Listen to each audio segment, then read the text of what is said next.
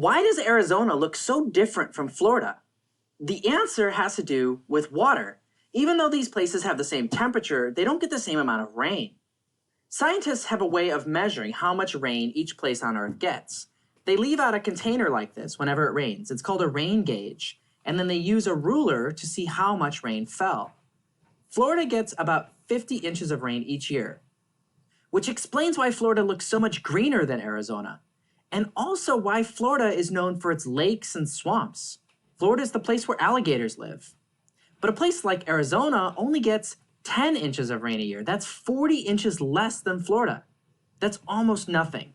With so little rain, Arizona is a desert. So climates aren't just about temperature, they're also about how much rain a place gets.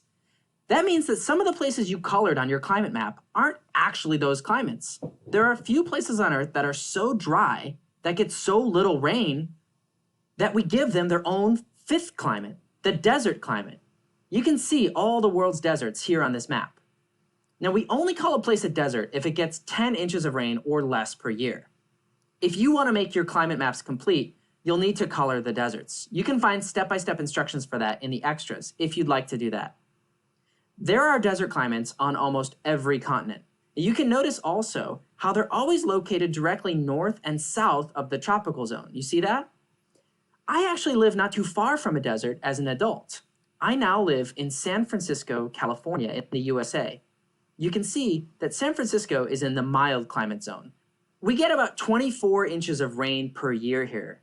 So we don't have swamps like Florida, but it's enough rain for plenty of big leafy plants to grow. It looks nice and green here in San Francisco. Things start looking weird to me though if I travel just directly east, like to Eastern California. The amount of rainfall gets less and less. And as I approach the places that get less than 10 inches of rain per year, the landscape around me starts to look really different. I enter the desert. It's not as green. There aren't as many plants here as there are where I live, and the plants that I do find have all these gnarly thorns and spikes and spines, really crazy looking stuff. This one is a type of cactus called cholla, and you don't want to brush against it. It really hurts.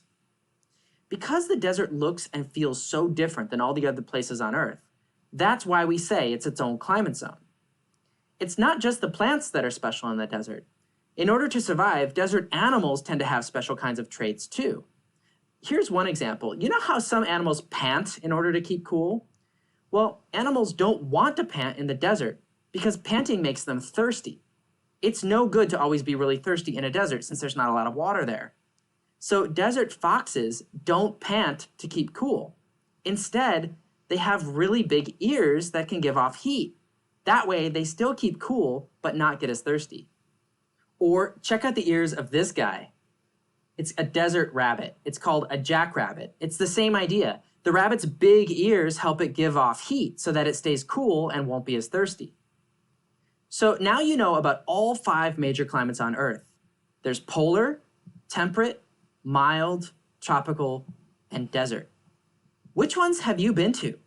And which ones would you want to visit?